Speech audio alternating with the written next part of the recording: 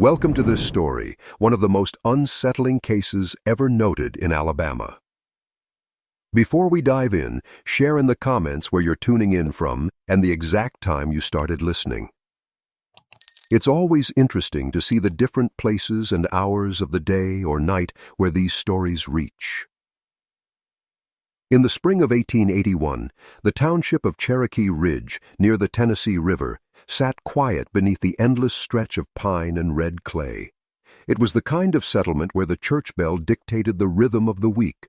Sundays meant pressed clothes, clean hands, and no noise louder than the hymns. Among the most devoted was the Hollis family, Ezra, his wife Miriam, and their two grown sons, Benjamin and Luke. Every Sunday, the Hollises were the first to arrive at St. Matthew's Chapel, a small white structure at the edge of town.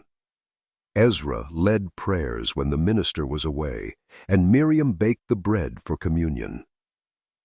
People described them as upright, plain, and untroubled, though a few neighbors whispered that their kindness felt rehearsed, like something practiced before a mirror.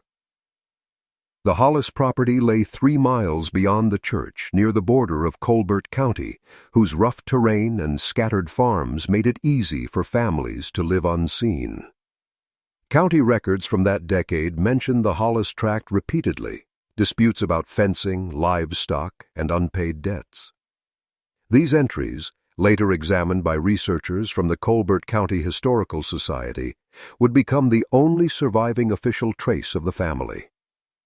What followed began with a sound, described by multiple witnesses as hammering at odd hours. A farmhand named Joseph Keene, who sometimes helped the Hollises with haying, testified years later that he heard metal striking stone late on a Saturday night. "It weren't barn work," he said. "It was down below the house where the air smelled wet and old by." Midsummer, townsfolk noticed Ezra had stopped attending weekday markets. Benjamin delivered their goods alone, pale and sleepless. When asked after his father, he'd mutter something about Ezra being called to prayer. The local constable, Elias Harlow, recorded in his 1882 logbook that he visited the Hollis property twice, once to investigate a missing peddler and once at the request of Reverend Cole, who claimed a heaviness of spirit around the chapel. Each time, Elias was met by Miriam, her face calm, her apron immaculate. She told him Ezra was away visiting kin in Georgia. The constable wrote, "House neat, grounds orderly, yet air of something watchful, dogs silent, too silent." Around this time, county surveys expanded along the Tennessee line. Surveyors uncovered shallow depressions behind the Hollis barn, filled hastily with lime and ash. They assumed it was animal waste from the tanner's pit. No further note was made. A decade later, when rail lines reached further west, those same pits would be unearthed again, this time with more than lime inside. By the winter of 1882, the Hollis farm seemed nearly abandoned. Smoke no longer rose from its chimney, and no lantern flickered in the windows. Yet, from time to time, faint organ music drifted through the fog at dusk.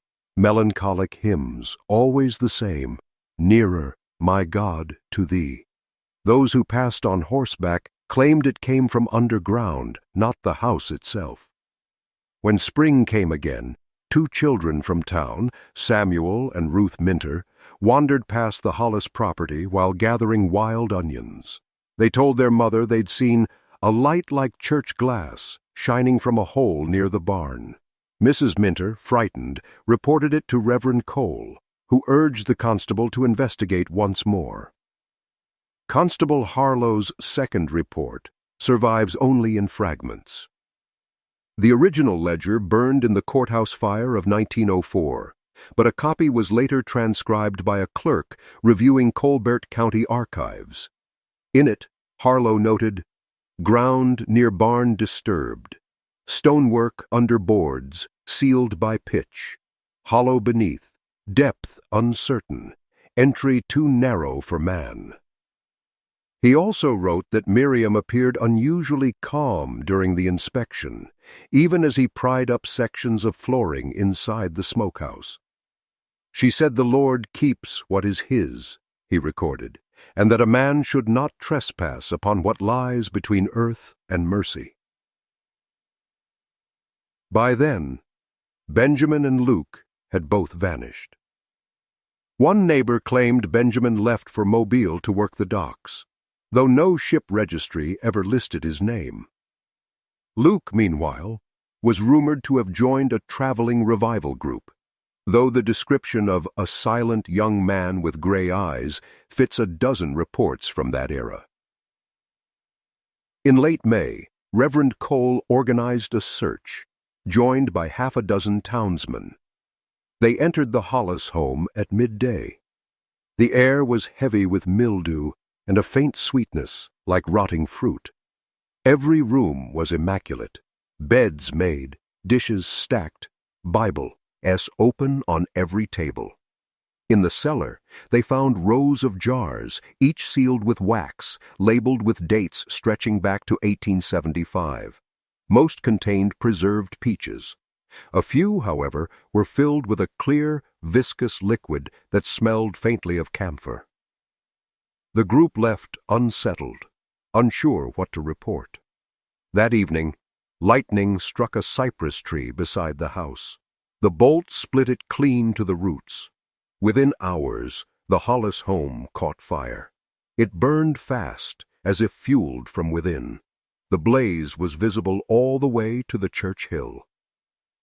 By dawn, only the stone foundation remained, and what the storm revealed beneath it. Beneath the kitchen floor, buried shallow and packed in lime, were the remains of at least 3 individuals. None could be identified. A coroner's note from neighboring Franklin County, a Dr. James Huxley, listed the findings simply. Adult female, 2 juveniles, bones discolored by heat and lye, cause indeterminate. No record was ever found of Miriam Hollis again. The investigation that followed stretched across 1883 and 1884, drawing the attention of the Colbert County authorities and even a reporter from the Montgomery Advertiser. In those papers, the Hollis family became a shadowed legend, the faithful of Cherokee Ridge, as one headline put it, who prayed without ceasing and buried their own beneath. But the details remained elusive. Constable Harlow resigned the same year, citing persistent nightmares and failing health. Before he left office, he wrote a letter to the county judge that was later discovered among probate documents. The house had no evil in its making, but in its keeping. Something was kept there that was not a person, not a thing, but a kind of waiting. Every jar sealed in that cellar, each one felt like a promise unbroken. When the remains were sent to Tuscumbia for analysis, the coroner remarked upon an unusual mineral residue, lime, salt, and faint traces of arsenic.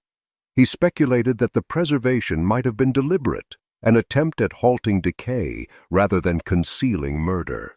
Theories circulated that Miriam had been attempting primitive embalming, echoing early rural funerary practices that were common in frontier Alabama. It was around this same period that Colbert County medical records mention itinerant home healers offering preservation tonics to grieving families. Yet none could explain the extent of what was found. Beneath the barn foundation, investigators uncovered a narrow chamber carved into the shale, 5 feet by 8, supported by cedar beams. Within it, they found remnants of a wooden cross, broken jars, and what looked like a small altar built from fieldstone. On its face was a carved inscription in poor Latin, "In pace domum," in peace the home. Newspaper coverage fed the fire. Locals recalled that Miriam often lingered after Sunday service, praying long after oat. Hers had gone. One parishioner remembered her murmuring that the Lord's rest must be made, not found. Another said that Ezra years before the fire, had once sealed his barn for an entire week, forbidding entry even to his sons. By early 1884, no trace of the family could be located beyond fragments. Burnt hymnals, a rusted key, and a small wooden box retrieved from the riverbank downstream. Inside was a folded scrap of paper, barely legible beneath the stains. "Forgive us for what we tended. It was not meant for the light." That note was kept in the county records for nearly 30 years before being lost during courthouse renovations. Still, references to it appear in subsequent ledgers and academic papers, usually accompanied by speculation rather than certainty. In later years, a professor from Birmingham Seminary, Dr. Oliver Keene, revisited the Hollis site during a survey of religious sects in post-Reconstruction Alabama. He concluded that the family's ritualistic preservation suggested a distorted understanding of sanctification, a belief that purity required physical containment. When Dr. Oliver Keene returned to his office in Birmingham later that year, he compiled a quiet, unpublished manuscript titled Faith and Containment, the Hollis Doctrine. The work, rediscovered in 1912, described the family's practices not as madness, but as a misreading of salvation through preservation. He cited the Colbert County case repeatedly, tracing its echoes in neighboring towns where death was kept in the home longer than grief could bear. The story might have ended there, a grim curiosity in a county archive, had it not been for the account of Deputy Marshal Thomas Dyer. Dyer, assigned to track down fugitive peddlers, had passed through Mississippi in 1885 when he encountered a woman matching Miriam's description. She was calling herself Sister Agnes and running a small home for widows outside Corinth. Dyer's report, filed in March that year, notes that she spoke with the manner of a preacher, wore a mourning veil, and refused all mention of the Hollis name. When questioned about her past, she replied, "That house has already confessed enough for both of us." The marshal could not detain her without cause, and no warrant was ever issued. A year later, the home burned down in an unexplained blaze. Several witnesses recalled hearing hymns sung in low harmony just before the fire began. Back in Cherokee Ridge, the Hollis land remained barren. Local farmers avoided it, saying their cattle refused to graze near the old foundation. The well, once thought to draw the cleanest water in the district, turned brackish overnight. School children dared each other to toss stones into it. Each swore they never heard the splash. The Reverend Cole, now old and nearly blind, continued to hold services at St. Matthew's. In an 1891 sermon transcript preserved by his successor, he warned his congregation against faith without understanding, referencing, without know, me, a family whose piety sealed their ruin. His words read, "When belief grows deeper than mercy, it hollows the soul like a pit. Beware the worship that asks for silence instead of compassion." Over the next decade, the Hollis ruins became a reluctant landmark. Travelers marked the road by saying, 2 miles past the broken bell tower, turn at the haunted foundation. But locals avoided speaking of it after sundown. Some said faint music still carried on the wind from the empty clearing, an organ, half a hymn, cut off before the refrain. By the turn of the century, floods along the Tennessee River erased much of the old farmland. When surveyors came again, the Hollis site was under several feet of silt. Yet one note, scribbled in their report, still survives in the county records. Odd subsidence here, ground soft, as if recently hollowed. No trees will root. That final observation, quiet and bureaucratic, is often considered the last official mention of the Hollis family. But the folklore that followed, those whispered recollections carried by descendants of the search party, would ensure their name was never truly buried. By 1902, the Hollis story had settled into something between history and haunting. The local papers no longer printed new theories, but each spring, When the river receded, relics surfaced. Bits of charred wood, shards of glass with wax still clinging to the rim, a child's shoe buckle worn to green. Each discovery reignited old unease. That same year, a new courthouse clerk, Mr. Daniel Wright, attempted to recompile county death records lost in the 1904 fire. Among the transcriptions, he included a section labeled Unresolved Rural Cases, and there the Hollis entry appears. 3, possibly 4, deceased. Residents destroyed by act of God. No survivors verified. Yet Wright added an unnumbered note at the margin.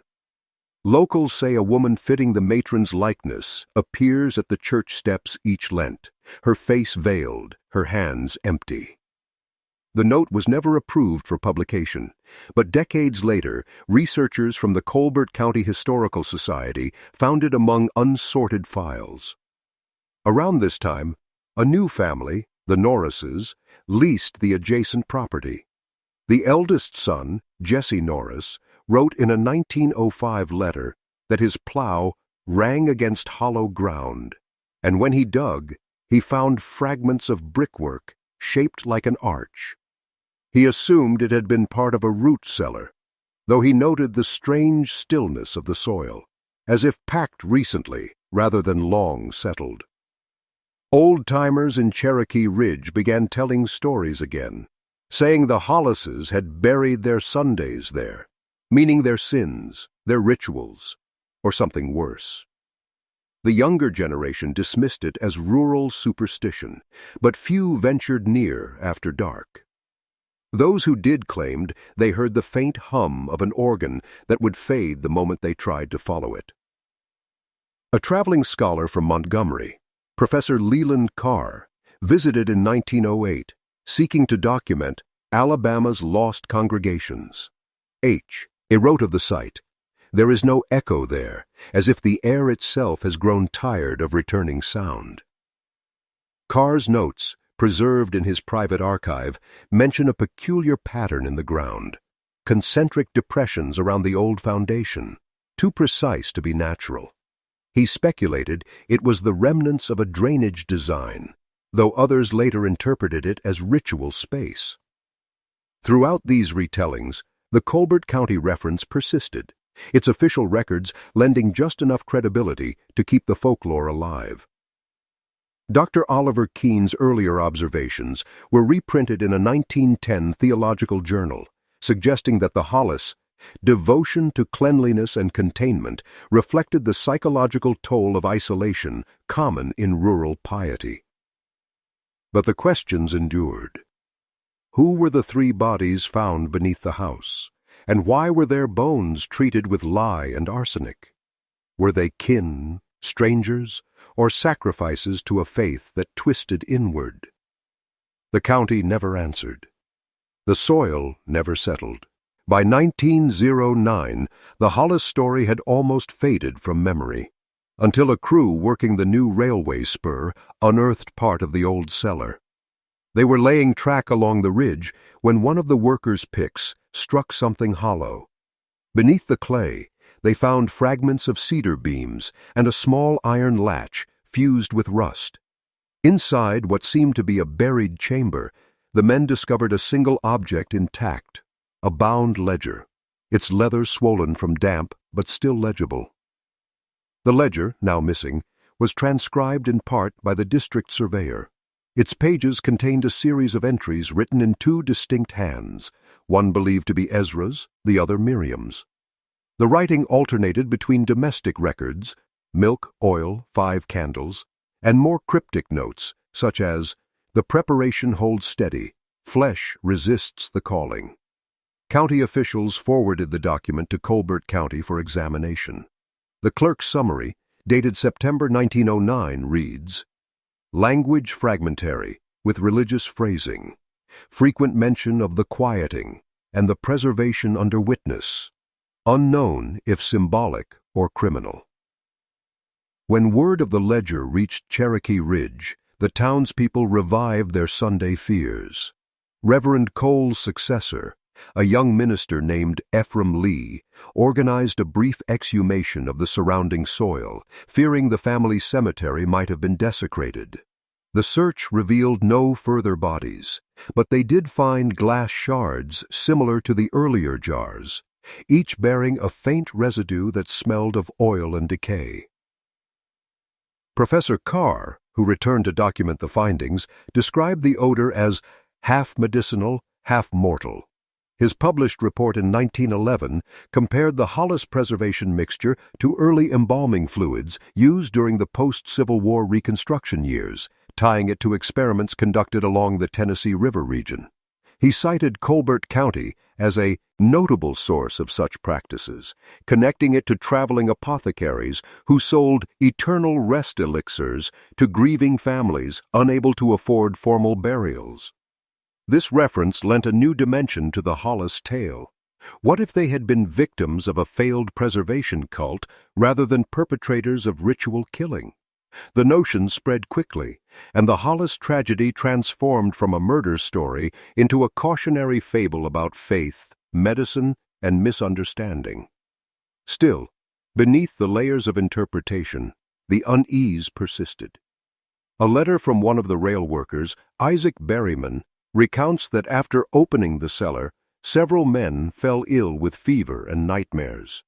"We all heard that music," he wrote, "like church organ tones under the dirt. Thought it was just the wind, but even in the tent that night you could hear it, humming through the ground." By winter, construction moved further north, the cellar resealed and forgotten once more. But the ledger, its phrases about flesh resisting the calling, remained lodged in the imagination of anyone who read it. Even the clerk who copied it left a closing line in his margin. Not wicked, perhaps, only waiting. In 1912, a quiet resurgence of interest in the Hollis mystery began, spurred by an article in the Alabama Gazette titled, "Faith Turned Inward, The Hollis Enigma." The author, a journalist named Clara Witt, retraced the events through county ledgers and surviving witness accounts. Her prose was clinical, restrained, and unsettlingly thorough. Witt visited Colbert County, interviewing the descendants of Constable Harlow and the surveyor who'd discovered the ledger. She wrote of the family's deep religiosity, their isolation, and the peculiar way their neighbors spoke of them decades later, not with fear, but with pity. "It is said," she noted, "that Ezra Hollis sought to build a sanctuary beneath his home, a place where the soul might rest between this world and the next. But his prayer never ended, and the house kept it for him." Her article referenced a curious fact, drawn from county tax rolls, that in 1879, Ezra purchased large quantities of quicklime and glass jars from a supplier in Florence, Alabama. The ledger corroborated those dates. Whatever he was building, it had been planned meticulously years before the fire. After the Gazette piece, local historians attempted to locate the Hollis burial site, but the river had shifted, and the old farm's boundaries had long dissolved into floodplain. Still, stories persisted among those who lived near the ridge. A midwife named Abigail Fenn, who claimed to have delivered a stillborn child at a neighboring farm, told interviewers that she once saw a woman dressed in black along the edge of the property, holding a jar close to her chest. "I spoke her name," she said, "and she turned. But there was no face beneath the veil, only light, soft and white, like wax." Skeptics dismissed these recollections as fevered imagination, yet Witt included them anyway, writing that folklore remains the last form of memory in a land where paper burns faster than truth. Her phrase later appeared in academic reviews of the case, giving the Hollis story a literary afterlife. A few months after the article's publication, Professor Carr revisited the site for a final time. He noted the river had fully claimed what was left of the cellar, leaving only a circular depression surrounded by willow roots. In his field notebook, he scribbled, "The ground breathes cold, though the air is warm. I stood 10 minutes and heard beneath me the faintest murmur. like a prayer spoken through glass. After his death in 1915, Carr's notes were donated to the University of Alabama archives, where they remain, seldom read. His final entry mentions the Colbert County case one last time, reflecting that faith confined too tightly becomes its own tomb. By then, the Hollis family had passed entirely into legend. But those who ventured near Cherokee Ridge after sundown still swore they could see candlelight flicker beneath the earth, where no structure remained to hold it. By 1916, the Hollis affair had settled into the folklore of the Tennessee Valley, spoken of only in winter gatherings or among old families who remembered when the ridge still had a chapel. Yet traces of the story found their way into sermons, cautionary tales, and even local songs. Children hummed a rhyme as they skipped stones by the river. Hollis house, Hollis hill, bury the prayer, keep it still. If you listen, you might hear the Sunday hum that draws you near. It was the same year that an aging Reverend Ephraim Lee, the last clergyman to oversee St. Matthew's, recorded a brief letter to the diocesan office in Montgomery. The note, preserved in the church's dwindling archives, mentioned strange phenomena near the old Hollis site. A persistent scent of camphor and a light beneath the fog, as though lanterns burned underground.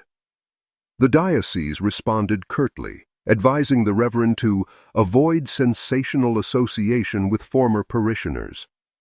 But Lee's curiosity persisted. He conducted small vigils at the site, often accompanied by a deacon or two. One such vigil, recorded in his 1917 journal, describes an event that unsettled even his typically rational tone. At the third hour after dusk, Brother Marcus heard organ notes, soft, distant, yet clear. I felt a tremor in the soil, as if a great exhalation moved below us. We withdrew in silence. The dogs refused to cross the ridge on our return. Shortly after, Reverend Lee resigned and left for Mobile, where he died within the year. His last marginal note, written in faint ink on a church inventory sheet, read simply, "Faith must breathe, or it will rot." As time passed, the ridge itself changed. Heavy rains that followed the Great Flood of 1919 eroded what remained of the Hollis foundation, scattering stone and wood into the marshland. County surveyors noted that the area became prone to mist and sinkholes, likely due to old subterranean voids. One remarked, perhaps jokingly, that it felt like the earth itself had forgotten how to hold weight there. During the same period, a traveler from Colbert County, Mrs. Ada Leland, documented her passage through the area in her travel diary. She described the air as sweet and sickly, like medicine, and claimed to have seen an elderly woman seated near the riverbank, hands folded in prayer, unmoving even as the rain began. When Ada approached, the woman dissolved into the fog, so naturally that Ada wondered if her eyes had played tricks in the light. Scholars reviewing her diary, decades later, connected the incident to the same regional folklore surrounding the Hollis tragedy. The story, they argued, had become less about a family's sin and more about a place's refusal to let go, a soil steeped in its own kind of memory. And so the ridge stayed empty, save for the rustle of reeds and the distant echo of something like music, just enough to make travelers quicken their step and look over their shoulder as dusk gathered along the Tennessee. By the early 1920s, Cherokee Ridge had been almost erased from new maps. The railway bypassed it entirely, and what remained of the old settlement folded into neighboring townships. Yet, on quiet nights, the few farmers who still worked that stretch of land swore they heard church sounds carried by the wind, a faint harmony, too regular to be wind alone. A field report from 1921 by Dr. Helen Ashcroft, a regional historian from Florence, references these accounts as part of her study on residual superstitions of the postbellum South.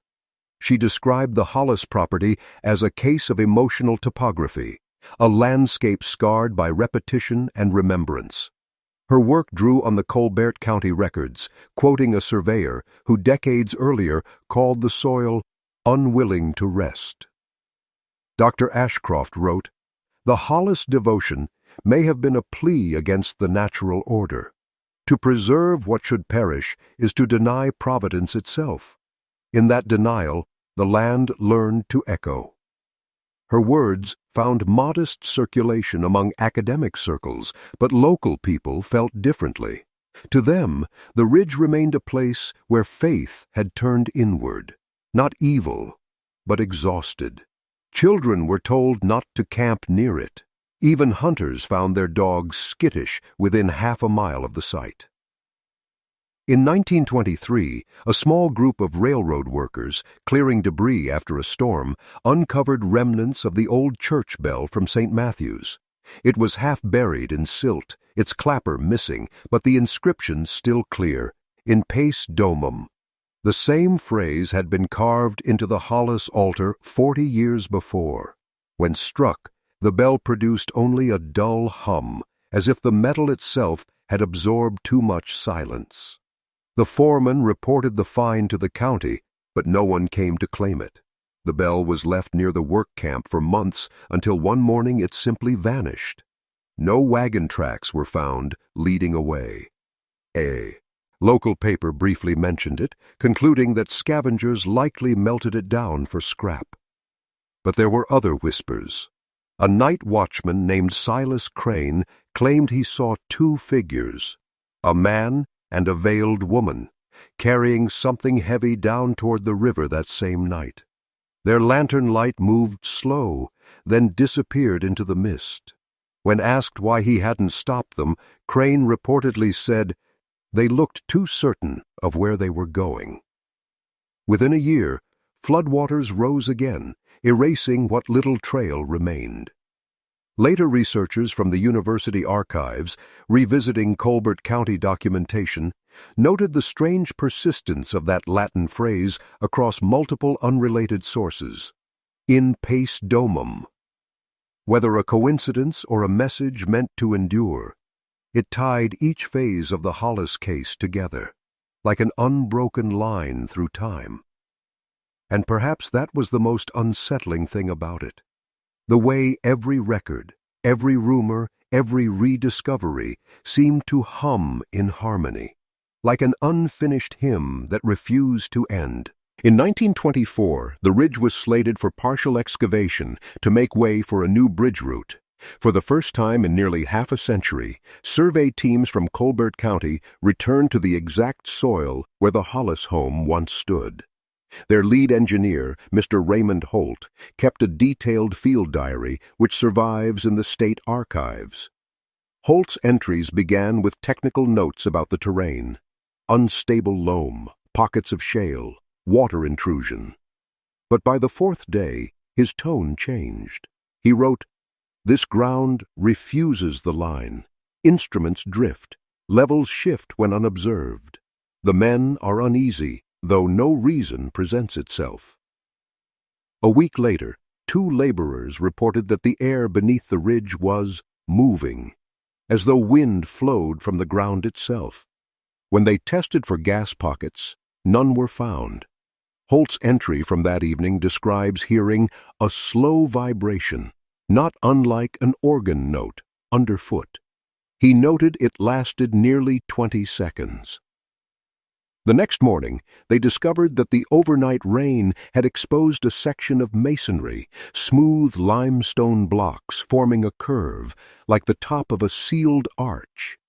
Beneath the mud, the letters I.H. were faintly visible. Some workers speculated it marked Isaiah Hollis, a name rumored in early documents to be Ezra's deceased brother. Others said it stood for in pace hominem, a fragment of the same Latin phrase that haunted every piece of this story. Despite orders to continue excavation, the crew refused to proceed. Holt himself wrote a final note in his log. "This site bears remembrance too heavy for measurement. recommend rerouting. And that's what happened. The bridge was built a mile downstream, leaving the ridge to itself again. Over the next few years, the story was revisited by folklorists and church historians alike, including a visiting scholar named Dr. Lyle Everett, who studied remnants of local hymns. He claimed that one song, "The Keeping Hand," contained verses originally composed by the Hollis family, phrases lifted from their prayer journals and later disguised as folk lyrics. The song spoke of the vessel that holds the faithful still, and the hands that press the silence in. Dr. Everett's analysis, though controversial, added another eerie layer to the legend, that fragments of the Hollis family's faith had quietly seeped into the region's oral traditions, sung unknowingly by those who had long since forgotten the family itself. A final reference to the ridge in the Colbert County Registry appears in 1926, when a clerk noted, "Property submerged by recurrent flood, no taxable value." After that, the name Hollis vanished entirely from official records. But not from the stories. Travelers continued to speak of odd resonances when passing that way, the sound of distant harmony, as if a buried congregation still sang beneath the earth, keeping their Sabbath long after time had moved on. By 1927, Cherokee Ridge was all but gone from local conversation. The younger generation no longer remembered the Hollis name, and the ridge itself was listed as unfit for cultivation. Yet the stories lingered quietly in the corners of conversation, the kind that surface only when the lamp oil runs low and the talk drifts toward things best left alone. That year, Professor Ruth Mardell, a visiting researcher from Georgia studying religious isolationism, arrived in Florence to examine cases of extreme domestic piety. She learned of the Hollis case through fragments in Colbert County records, and what she found intrigued her. Mardell saw in the family not superstition, but a psychological pattern, ritual repetition as preservation against despair. Her notes describe the Hollis house as an architectural prayer, where every object, from the jars to the crossbeams, served as both a symbol and a container. They sought to hold what time demanded to release, she wrote. In this, they became prisoners of devotion. When Mardell visited the ridge, she found only a stretch of marsh grass and the faint trace of a foundation visible beneath the waterline. Locals warned her against camping there, but she stayed one night anyway, keeping her tent near the remains of an old oak. Her journal records what she experienced shortly before dawn. At approximately 3:20, I awoke to a low resonance, steady and deliberate, like a deep breath drawn through earth. I thought it thunder until I realized it came in measured intervals. When I rose, the ground trembled, not violently, but with the insistence of something living. A faint sweetness filled the air, unmistakable, camphor and ash. Mardell left the next morning and never returned. Her final note reads, "The Hollis prayer continues. Some faiths are not spoken. They are buried." Her report was never formally published, but her notes circulated among a small network of Southern historians. One of them, Dr. Alvin Rhodes, later cited her work in an essay about relic faith, the idea that belief can leave a physical residue long after its adherents have vanished. He pointed again to the Colbert County case as its prime example, where devotion itself seemed to have altered the very ground. That same year, the old chapel bell of St. Matthew's was reportedly found again, this time by a fisherman on the Tennessee River. He claimed the bell surfaced during a drought, still inscribed with In Pace Domum. But by the time local officials arrived to verify the discovery, the bell had vanished once more beneath rising water.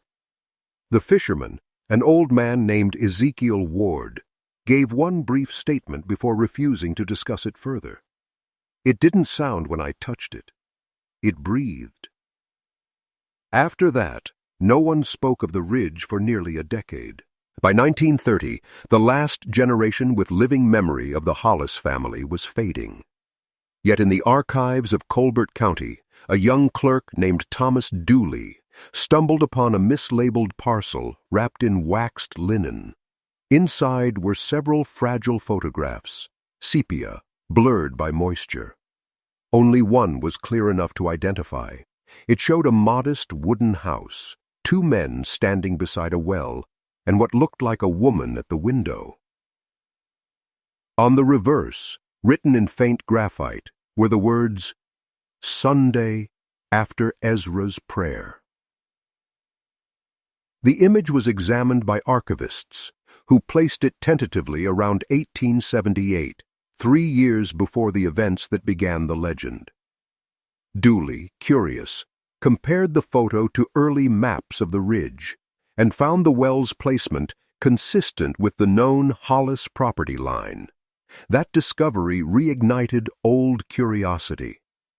Within weeks, the photograph circulated among local historians, eventually reaching Dr. Alvin Rhodes, who published a short piece titled "Faces Beneath the Ridge."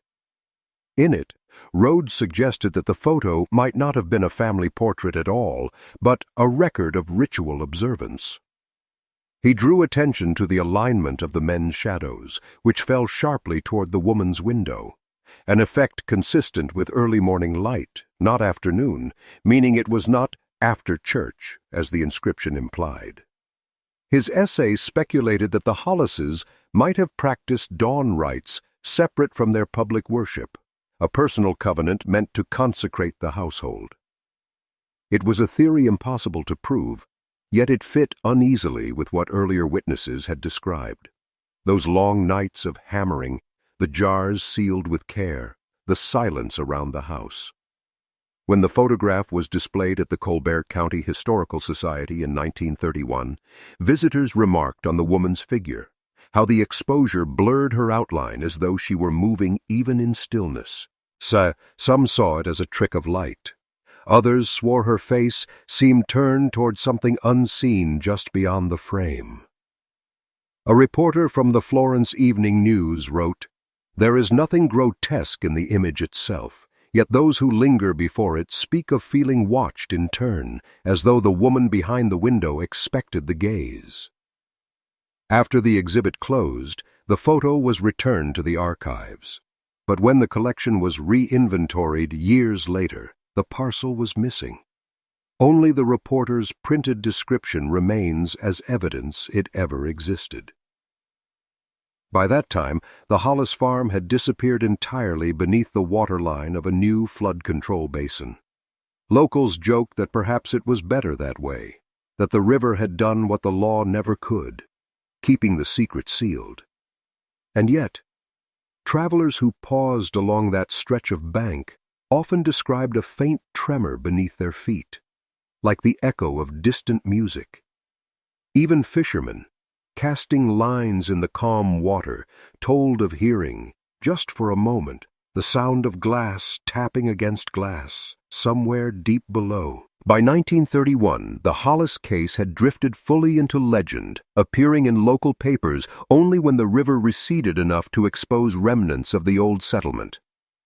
One such occasion came that autumn, when an unusually dry season revealed a patch of cracked earth where the Hollis Foundation once stood.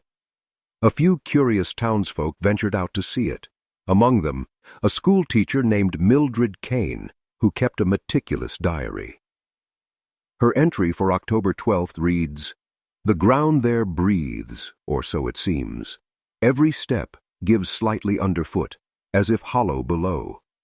I felt the warmth of sunlight, but the air smelled of a closed room, untouched for years."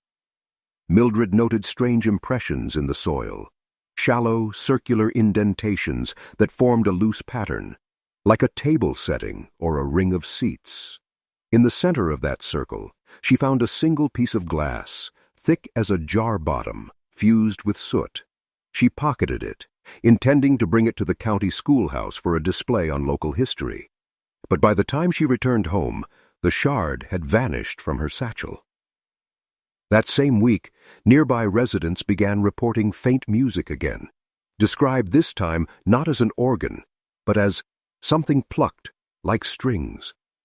A veteran living near the ridge wrote to the Florence Evening News, insisting the sound resembled a psaltery or harp, rising and fading with the wind. Authorities dismissed it as a quirk of weather and river acoustics. But in the archives, another entry appeared, an unsigned memo in the Colbert County office noting, "Local disturbances at former Hollis property. Residents inquire if county intends to reclaim site. Suggest denial." There was no official follow-up. A month later, Miss Kane's students noticed she'd begun to wear a thin scarf at her throat, even in warm weather. When asked about it, she smiled faintly and said, "It helps me sleep, keeps out the hum." Her handwriting, once crisp and steady, grew uncharacteristically shaky. Her final diary entry before she moved north reads, "Sunday morning. I woke to a faint melody, 3 notes repeating. I do not think it was in my ears, but in the walls. I remembered their hymn, 'Nearer, my God, to Thee.' And for the first time, I understood why they sang it so low." Her departure marked the last first-hand account from anyone who ever set foot on the ridge before it was fully submerged. The following spring, engineers flooded the basin permanently, creating a wide expanse of still water that shimmered like glass where the Hollis home once stood. That same season, a boy fishing near the shore swore he caught a glimpse of a handprint pressed against the mud just below the waterline, 5 perfect impressions, pale as candle wax, facing upward. The next day, rain returned and the river rose again. The print was gone. By the spring of 1932, the flooding of the Tennessee Basin had reached its final phase, and Cherokee Ridge vanished beneath the new reservoir. Officially, the area was now part of a navigational improvement plan, but older residents of Colbert County joked darkly that it was God's own burial.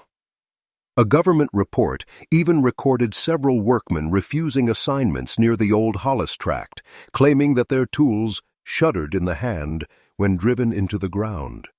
The engineer in charge, Captain Lionel Pratt, later wrote privately that his men reported strange mechanical malfunctions in that sector, compasses spinning, instruments misreading depth, and pneumatic drills seizing as though striking air pockets that breathed back. He noted dryly, "Perhaps superstition has its own magnetism." Still, official progress continued. A temporary camp was established near the ridge's southern edge. There, at night, workers described the recurring sound of metallic ringing underwater. At first, they thought it came from debris or old machinery submerged beneath the surface. But one veteran diver, Henry Talbot, swore he traced the noise to a precise point, the coordinates matching where the Hollis cellar had once been recorded. Talbot's statement survives in a brief company log. At approx. 18 feet below surface, observed faint illumination, pale green. Audible vibration akin to organ note, lasting 8 to 10 seconds. Recommend sealing entry. His supervisor dismissed it as nonsense, born of depth sickness. The next day, the area was backfilled with stone. Talbot resigned before the project's completion, later telling a local journalist that he'd seen the prayer still alive down there, still working. By autumn, the reservoir had swallowed everything: the last church beam, the remaining oaks, the well. The newly formed lake gleamed smooth and indifferent, but townsfolk remarked that it stayed unnaturally calm, even during high winds. No ripples, only a low hum that could sometimes be felt rather than heard.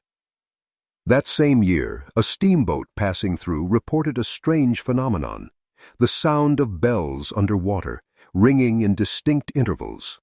The pilot's logbook reads, "Resembled small chapel tolls, 3 strokes, then silence." Officials at the port in Florence confirmed the report, but attributed it to the resonance of the boat's own hull. And yet, letters from passengers tell a different story. One wrote to the Montgomery Ledger, saying, "It was like the river remembered something it wasn't meant to forget." In the decades that followed, the reservoir became a place of quiet recreation, fishing, boating, picnics. But the older generation refused to swim there. They said the water never felt right, never warm, even in July, and that when you stood still too long near the shallows, you could feel a slow vibration rising from the depths, steady as breath. No marker was ever placed for the Hollis family. The government's map labeled the area simply submerged terrain, no record. But on certain Sunday mornings, if the water lies perfectly still, locals say the lake hums. Not loudly, not insistently, just enough for those who listen to mistake it for a hymn. By 1933, life had returned to normal around the new reservoir, yet the Hollis story never stayed buried for long. Local fishermen told of strange catches, bottles sealed tight with wax, rising whole from the water as if placed there yesterday. When opened, they were found empty, but for the faint scent of camphor and lime. County authorities dismissed the claims as exaggerations, but a few bottles were quietly sent to the University of Alabama for examination. Their composition was consistent with glass from the 1880s, not later manufacture. A graduate assistant who handled one of those jars, Mr. David Lang, wrote a letter to his mentor a week later. In it, he described the glass vibrating faintly in his hand, even after being placed on the table. "It gives off a hum," he wrote, "low and steady, like the air before thunder." The jar cracked the following morning without apparent cause. The pieces were returned to Colbert County archives, where they remain listed simply as Unclassified Artifact Number H3. Meanwhile, the local paper ran a feature titled The Hollis Echo, Old Faith Beneath New Waters. It recounted the familiar tale, but added a new detail, that early settlers in the region had spoken of breathing wells, places where gas seeped from the earth and altered the mind. The article suggested the Hollis family may have fallen victim to these natural emissions, their piety twisted by invisible poisons. It was a rational theory, neat, plausible, and unsatisfying. Yet rationality never stood long against memory in Colbert County. That same winter, a mild earthquake rattled the area. No damage reported, but those living near the reservoir swore the tremor was preceded by a low musical drone. Old men in town compared it to the distant tolling of a church bell underwater. One remarked, "It weren't thunder, it was them." Letters from that period record unease wrath, more than fear. Residents didn't speak of ghosts or curses, only of restless ground. One farmer wrote that his cattle refused to drink from the lake, as if they sensed something still moving beneath. And indeed, even after decades, the ridge remained unstable. Geological reports noted persistent subsidence, a hollowing effect without known source. The word hollowing caught the attention of a local preacher who quoted it in a sermon the following Sunday, linking it back to the old Reverend Cole's warning, "Faith without understanding hollows the soul." The coincidence didn't go unnoticed. A columnist for the Tuscumbia Times reflected on it, writing, "Perhaps the Hollis faith was never buried, but only diluted, spread thin in the water and air, seeping into those who still whisper their name." In later years, divers from the Tennessee Power Authority would claim that, in the depths where the ridge once lay, their sonar returned unusual echoes, as though it struck not rock, but open chambers below the silt. They described it in simple terms, like a space still waiting. By 1934, the Tennessee Valley Authority began routine maintenance dives in the reservoir, checking the integrity of new dams and sediment levels. One dive team, led by Captain Martin Lowe, ventured into the sector mapped over what had once been Cherokee Ridge. Lowe's official report, dry and procedural, recorded nothing unusual. But his private field notes, later discovered in his effects, told a different story. Depth, approx 30 feet. Visibility poor. Water strangely still. No current movement, though surface rippled. We came upon a depression that felt deliberate, circular. Instruments showed hollowness below, an echo like an unfilled vault. When we approached, the light dimmed as though absorbed. He noted that their pressure gauges fluttered erratically only in that one location. Then, one diver, Alan Pierce, signaled rapidly and ascended.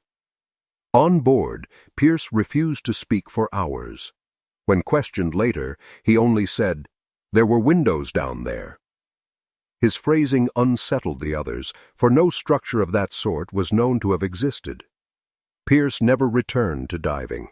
He later wrote to Lowe, "Whatever's below the ridge isn't stone, it's glass, or what remembers being glass." Lowe dismissed it at the time as decompression delirium, but in the following months, 2 more divers reported hearing what they described as a pipe organ underwater. The notes were few. Slow, methodical, almost human. These incidents coincided with a minor landslip along the southern embankment of the reservoir. When engineers inspected it, they found small fragments of masonry washed ashore, lime-streaked, smooth, with traces of iron nails that had rusted into delicate spirals. Among them was a half-melted metal plate bearing 3 faint letters, EHM. It was never conclusively identified, but some speculated it stood for Ezra Hollis Memorial, though no such memorial was ever noun, to exist. Reports of these discoveries reached the Colbert County Historical Society, which sent an archivist, Mrs. Lillian Grant, to verify them. She documented the fragments meticulously and later gave a talk at the courthouse titled Faith and Foundation, the Hollis Remnants. In her address, she recalled an unsettling moment. "When I touched the masonry, I felt a low resonance, not sound exactly, but a vibration that seemed to echo through the air and into my chest. Others felt it too, though no one spoke until afterward. We left the samples sealed in glass, out of respect, if not fear." After her lecture, the fragments were stored in a basement cabinet. During a power outage that summer, janitors reported hearing faint humming from that same corner, rhythmic and slow, as though following the pulse of something unseen. The cabinet was later relocated to the county archives. The inventory sheet bears a small annotation in the margin, likely written by the clerk himself. Noise ceased when lights returned. To this day, the fragments remain sealed, labeled simply as Hollis Masonry, 1880s, unverified. And though the ridge lies silent beneath water and time, those who work near the reservoir still claim that on calm nights, when the moon is high, they can hear the faintest organ chord rising from below, one that fades before the ear can find its end. By 1935, the story of the Hollis family had become more legend than history, a murmur kept alive by the older folk of Colbert County and by the quiet persistence of those who worked near the reservoir. For them, it wasn't about ghosts, but about atmosphere, something that lingered, a presence you couldn't quite name, but felt just behind your shoulder when the fog settled low. That spring, a regional folklorist named Edgar Wren arrived from Huntsville to compile oral histories for the Alabama Folklife Project. Among his recordings is one of the last first-hand accounts related to the ridge, a conversation with Mrs. Caroline Huxley, granddaughter of the original county coroner who examined the remains back in 1882. Her voice, preserved on the crackling wax cylinder, carries the tired rhythm of someone who knows her story won't be believed. Granddaddy said they weren't wicked folk. He told me once, "Caroline, what you bury ain't always a body." He said Mrs. Hollis believed she could keep her prayers safe, seal them so the Lord would hear when the world forgot to listen. When Wren asked her if she thought the stories of humming and light were true, she paused before answering. You ever heard a song your grandmother hummed, long after she's gone? That's how it is down there. Some things keep their tune. The recording ends with the faint sound of a clock striking 3. Wren later wrote in his field notes that while most of the Hollis stories were inconsistent, one detail appeared in nearly every account: the air moving underground, as if the land itself exhaled.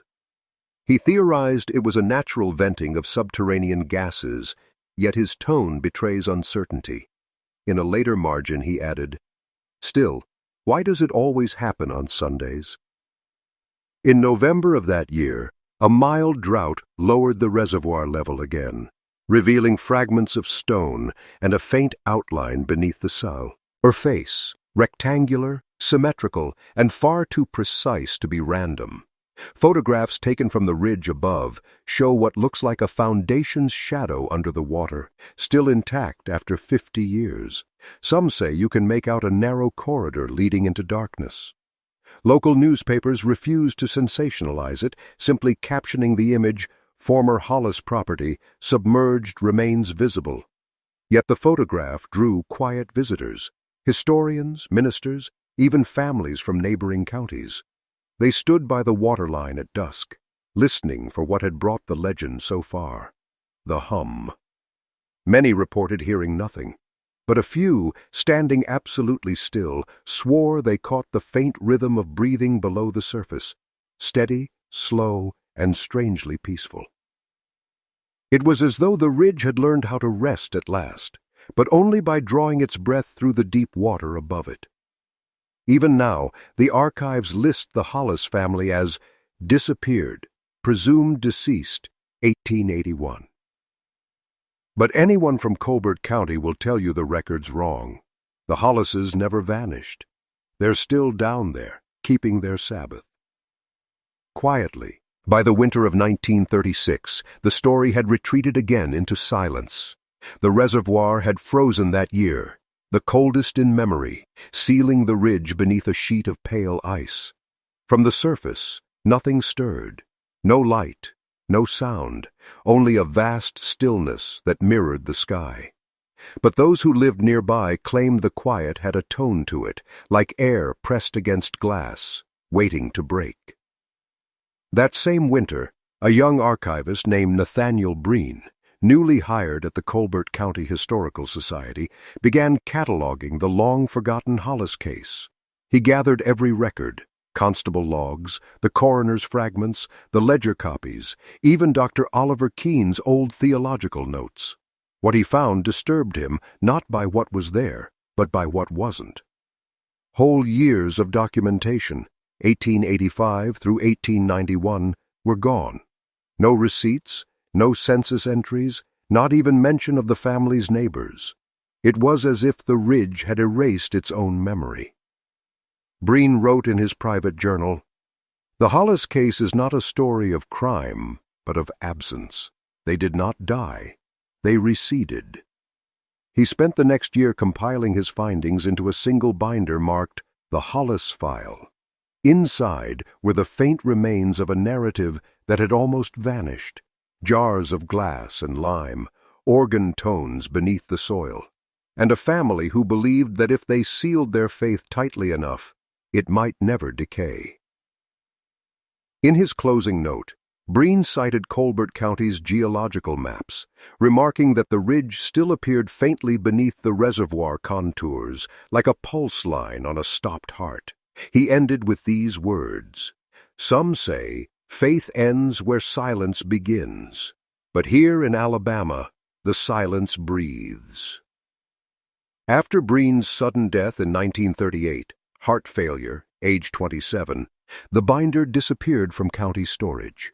Decades later, its existence was confirmed only through a reference in an index card that read, "Removed to P.E. Personal effects. Unreturned." Yet the echoes remain.